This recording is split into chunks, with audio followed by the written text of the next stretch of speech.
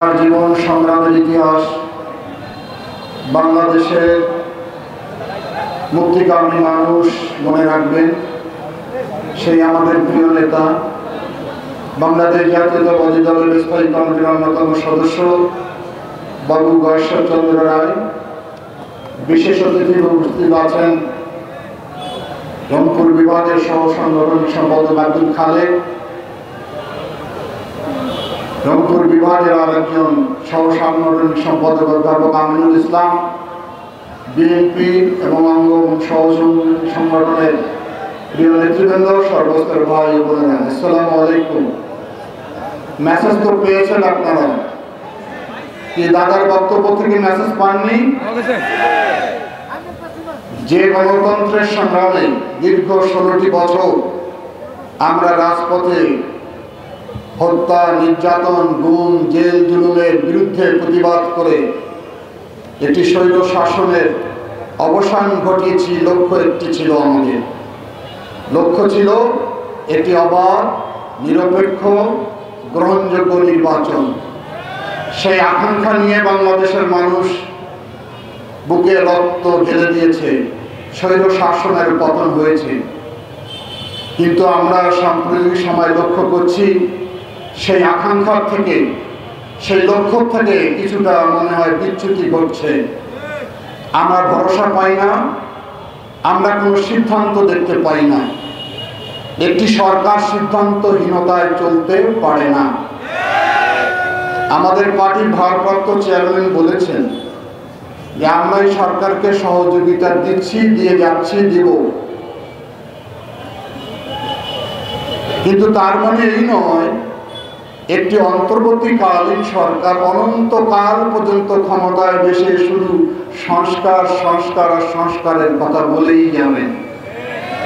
এমন কিছু সংস্কার রয়েছে যেটি জনগণের নির্বাচিত প্রতিনিধি ছাড়া করা সম্ভব নয়। কারণ সেই সরকারই পারবে জনগণের ম্যান্ডেট নিয়ে যিনি রাষ্ট্র পরিচালনা করবে।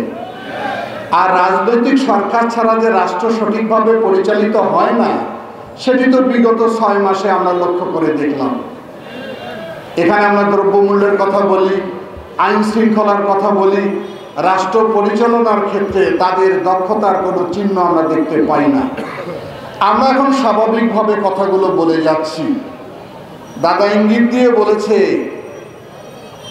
আওয়ামী লীগের শেখ হাসিনার যত পিটন, যত কাঁদুনে গ্যাস, যত রাবার বুলেট হত্যাকে উপেক্ষা করে আমরা 16 বছর রাজপথ দখল করে বসেছিলাম। আমরা যদি কঠিন কোনো কর্মসূচি দেই তাহলে সরকার তো লেজে গবড়ে হয়ে যাবে। আমরা সেটা চাই না। আমরা চাই অল্প সময়ের ভিতর দিয়ে একটি জাতির সামনে নির্বাচনী রোডম্যাপ ঘোষণা করা হোক। জাতি আশ্বস্ত হয়ে উঠুক, এত তারিখে এই দিনে বাংলাদেশের নির্বাচন অনুষ্ঠিত হবে। ক্ষমতায় বসে কিছু কিছু ব্যক্তিকে উৎসাহিত দেবেন দল গঠনের। এই জন্য তো জুলাই বিপ্লবে বলি আর দীর্ঘ 16 বছরের বিপ্লবে বলি এটি অনুষ্ঠিত হয়নি। সুতরাং একটি বৈষম্যহীন সমাজের জন্য আন্দোলন হয়েছে যদি, তাহলে বৈষম্য রেখে কেন রাজনৈতিক দল গঠন করবেন তাও আমরা বুঝতে পারি না। আমি আর সেদিকে কথা বলতে চাই না। আমরা এখনই সভা শেষ করব।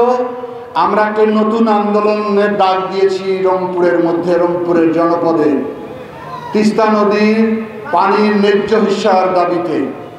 দীর্ঘদিন যাবৎ এই এলাকার মানুষ তিস্তা নদীর পানির থেকে বঞ্চিত হয়েছে। যে তিস্তা নদী আমার মায়ের মতো ছিল, যে তিস্তা নদী এখন রাক্ষসীর ভূমিকায় অবতীর্ণ হয়েছে শেখ হাসিনার মতো। আমাদের বাড়িঘর নেই, আমাদের বসত বাড়ি নেই, আমাদের থাকার জায়গা নাই। রংপুরের মানুষ এখন ছিন্ন মৌলে পরিণত হয়েছে। দীর্ঘদিন অনেক রাজনৈতিক সংগঠন, সামাজিক সংগঠন দাবি আদায় করার চেষ্টা করেছে, কিন্তু কোনো সরকারই আমাদের দাবি মেনে নেয়নি। এটাও মনে রাখতে হবে, কোনো দাবি আন্দোলন ছাড়া আদায় হতে পারে না। সেজন্য আগামী 17 এবং 18 ফেব্রুয়ারি লাগাতার 48 ঘন্টার 5টি জেলার অসংখ্য চড়ে হাজার হাজার লক্ষ লক্ষ মানুষ আমরা জনতার সমাবেশ করব। সেই সমাবেশে সবাই উপস্থিত থাকবেন তো? সবাই থাকবেন। এখন একটি স্লোগান ধরি, জাগো ভাই, জাগো ভাই। এরকম আবার জাগতে হবে গণতন্ত্রের জন্য।